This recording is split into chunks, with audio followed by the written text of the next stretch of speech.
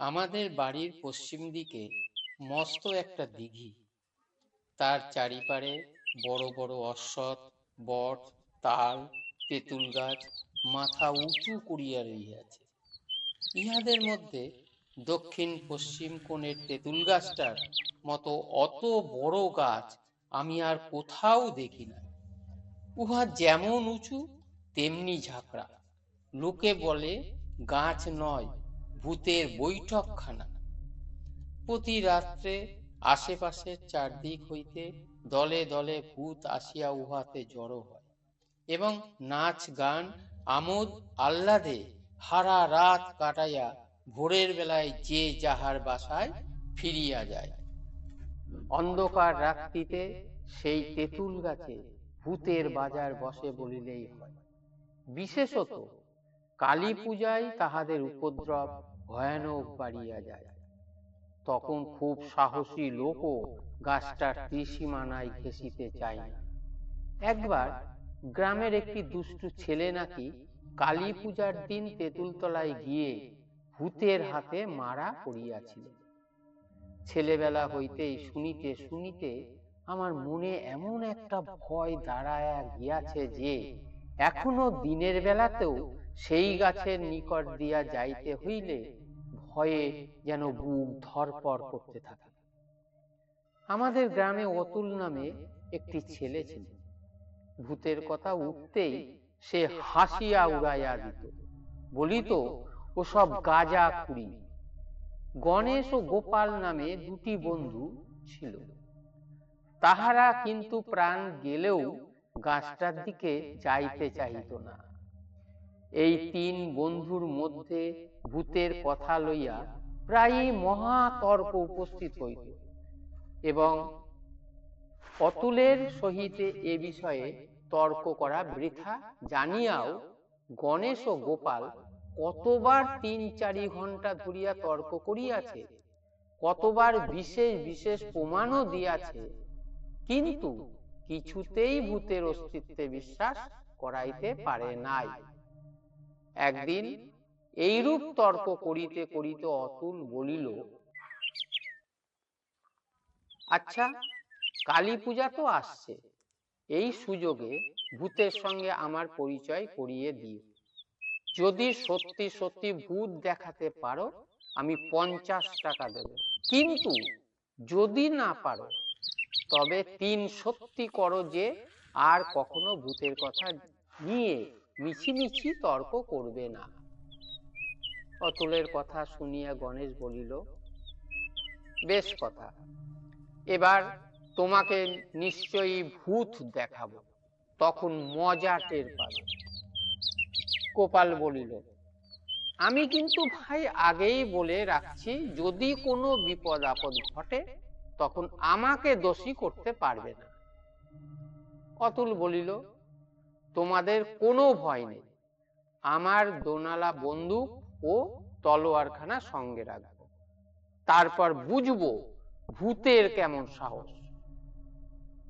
পরদিন গ্রামময় রাষ্ট্র হইল যে দত্তদের অতুল কালী পুজোর রাতে একাকী সেই তেঁতুল তলায় যাই।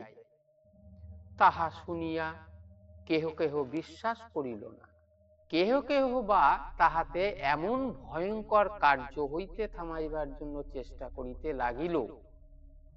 কিন্তু অতুল বেজায় একগুঁয়ে, সে মনে মনে যাহা করিবে বলে স্থির করে, কাহারও সাধ্য নাই যে তাহাকে বাধা দেয়। অবশেষে কালী পূজার রাত্রি আসিল। অতুল গণেশ ও গোপালকে সঙ্গে লইয়া রাত্রি 11:30টার সময়ে সেই তেঁতুল তলায় উপস্থিত হইল। কি ভয়ানক সেই স্থান, আর কি অন্ধকার! বন্ধু দুটিকে বাড়ি পাঠাইয়া দিয়া সে একবার ভালো করিয়া বন্দুক ও তলোয়ার খানি পরীক্ষা করিল। তারপর ধীরে ধীরে গাছতলায় পায়চারি করিতে লাগিল। ঘন্টার পর ঘন্টা এইভাবে কাটিল, তথাপি ভূতের দেখা সাক্ষাৎ নাই। তারপর রাত তখন 3টা। সেই সময় হঠাৎ তাহার মনে হইল কি যেন গাছের ডালের উপর বসিয়া রহিয়াছে। তখন অন্ধকার অনেকটা কমিয়া আসিয়াছিল। অতুল স্পষ্টই দেখিল সাদা ধবধবে কাপড় পরা একটা মূর্তি। অন্য কেহ হইলে সেই ভীষণ দৃশ্য দেখিবা মাত্রই অজ্ঞান হইয়া পড়িত, কিন্তু ভয় কাহাকে বলে অতুল তাহা জানিত না। সে গম্ভীর কণ্ঠে জিজ্ঞাসা করল, কে কে ওখানে? শিগগির বল, তা না হলে একটি গুলি ছুড়ব। অতুলের কথায় ভয় পাওয়া দূরে থাক, বোধ হইল যেন মূর্তিটি নামিয়া আসিতেছে। তখন বন্দুক উঠাইয়া অতুল গুলি ছুড়িল, কিন্তু তাহাতেও ভ্রুক্ষেপ না করিয়া সেই মূর্তি আরো খানিক নামিয়া আসিল। অতুল আবার গুলি ছুড়িল, তথাপি কিছুই হইল না। মূর্তিটি নামিতে নামিতে শেষে একটা নিচের ডালে আসিয়া বসিল। ক্রমান্বয়ে দুটি গুলি ব্যর্থ হইতে দেখিয়া অতুল বিশেষ আশ্চর্য হইয়াছিল। তাই রাগে বশে তলোয়ার উঠাইয়া সজোরে আঘাত করিল। হায় হায়, কি সর্বনাশ! আঘাত করিবা মাত্র সেই মূর্তি চিৎকার করিয়া মাটিতে লুটাইয়া পড়িল। অতুল ছুটিয়া আসিয়া দেখিল আহত লোকটি তাহার প্রিয় গণেশ। অতুল তাড়াতাড়ি ক্ষতস্থান চাপিয়া রক্ত থামাইতে চেষ্টা করিল, কিন্তু তাহাতে বিশেষ ফল হইল না। অতুলকে গাছতলায় রাখিয়া গণেশ ও গোপাল বাড়ির দিকে গিয়াছিল, কিন্তু বাড়িতে গিয়া তাহারা অন্য দিক দিয়া আবার সেই স্থানেই ফিরে আসিয়াছিল। আগেই তাহারা লুকাইয়া বন্দুকে গুলির বদলে কতকগুলি কাগজ ভরিয়া রাখিয়াছিল। তাই গণেশ গাছের উপর উঠিয়া ভূত সাজিয়া কৌতুক করিতে ভয় পায় নাই।